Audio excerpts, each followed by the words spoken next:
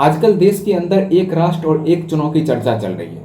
सरकार ने कुछ महीनों पहले पूर्व राष्ट्रपति रामनाथ कोविंद की अध्यक्षता में एक समिति बनाई थी, जिसे रामनाथ कोविंद समिति कहते हैं, और इनका काम सौंपा गया था कि आप इस एक राष्ट्र और एक चुनाव पर विचार बनाकर रिपोर्ट राष्ट्रपति को सौंपे। इस समिति ने इस एक राष्ट्र और एक चुनाव पर विचार बनाया और जो भी सहमति बनी उसका रिपोर्ट मार्च में राष्ट्रपति को सौंपा। अब एक राष्ट्र और एक चुनाव है क्या, इसको समझने का प्रयास करते हैं। दरअसल हमारे देश में हर समय यानी कि लगातार कभी ना कभी किसी ना किसी राज्य में या फिर लोकसभा या फिर विधानसभा का चुनाव होते ही रहते हैं। अभी आपने देखा कि इसी साल लोकसभा का चुनाव हुआ और अभी जम्मू कश्मीर में चुनाव चल रहा है। फिर दो तीन महीने के बाद महाराष्ट्र में चुनाव, दिल्ली में चुनाव, राजस्थान में चुनाव। मतलब चुनाव तो चलता ही रहता है, सालों साल चलता रहता है।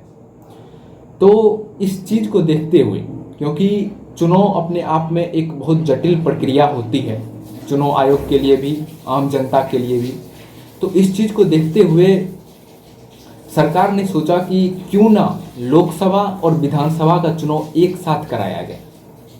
इसके बहुत फायदे भी हैं, इसके बहुत नुकसान भी हैं, क्योंकि बार बार चुनाव होने से ये होता है कि चुनाव में आचार संहिता लगानी होती है और आचार संहिता लगाने के बाद कोई भी सरकारी काम चल नहीं पाता और इसकी वजह से सरकारी काम रुक जाती है, नीति रुक जाती है और अनेक समस्याओं का सामना करना पड़ता है। तो इससे निपटने के लिए सरकार ने नीति बनाया कि क्यों ना देश के अंदर लोकसभा और विधानसभा का चुनाव एक साथ कराया जाए। इसके बहुत लाभ भी हैं। लोगों का समय बचेगा। लोग जो हर टाइम कभी लोकसभा का चुनाव वोट डालने जाते हैं, कभी विधानसभा का वोट डालने जाते हैं, तो लोगों के अंदर टाइम बचेगी और देश के अंदर जो हमेशा चुनावी मूड बना रहता है वो भी कहीं ना कहीं खत्म होगा। और इसके बहुत हानि भी हैं, इस पर अभी बहुत विचार बनना बाकी है।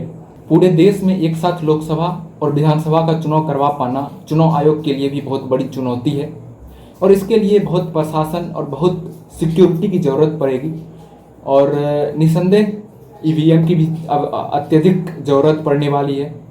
तो कहीं ना कहीं अभी बहुत समस्याएं हैं, इन पर अभी और विचार करना बाकी है। और सबसे बड़ी समस्या ये है कि जब किसी राज्य में 5 साल से पहले, कार्यकाल से पहले अगर बहुमत खत्म हो जाती है, सरकार गिर जाती है, तो फिर उस राज्य में कैसे 5 साल तक कार्यकाल बनाए रखना, कैसे किस प्रकार से सरकार या फिर कार्यवाहक सरकार बनाई जाएगी, किस प्रकार से बनाई जाएगी, उस पर अभी विचार करना बाकी है। क्योंकि मान के चलिए अगर 5 साल के लिए अगर 2024 में चुनाव हुए और अगला चुनाव 2029 में होने वाले हैं, अगर 2026 में ही 25 में ही सरकार गिर जाती है तो फिर 2029 का चुनाव क्या 2025 में हो जाएगा? अगर 2025 में हो जाता है तो फिर ये 5 साल की जो टर्म है ये गड़बड़ हो जाएगी।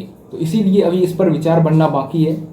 क्या विचार बनता है ये आगे देखेंगे, लेकिन अगर ये देश के अंदर अप्लाई हो जाती है एक देश एक चुनाव सही तरीके से, ये देश के लिए अच्छा विषय है, क्योंकि देश हमेशा चुनावी मूड में रहता है जिससे जनता का भला नहीं हो पाता। क्योंकि विकास के क्रम में ये जरूरी है कि कभी कभी कठोर नियम बनाया जाए, कठोर नीति बनाया जाए, जैसे टैक्स को बढ़ाना और अलग अलग प्रकार के कठोर नीति हैं वो बनाए जाने चाहिए।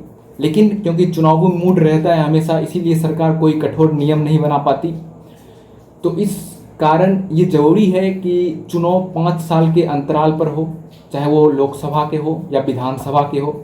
अगर ये प्रस्ताव देश के अंदर लागू होता है तो ये अपने आप में बहुत अच्छी विषय होगी, पर इस पर अभी बहुत विचार करने की ज़रूरत है, बहुत सोचने की ज़रूरत है और बहुत सोच समझकर इसको लागू करने की ज़रूरत है, ताकि देश के अंदर कोई परेशानी ना हो और चुनाव आयोग पर कोई सवाल ना खड़ा हो। ठीक है, मिलते हैं अगले वीडियो में। धन्यवाद।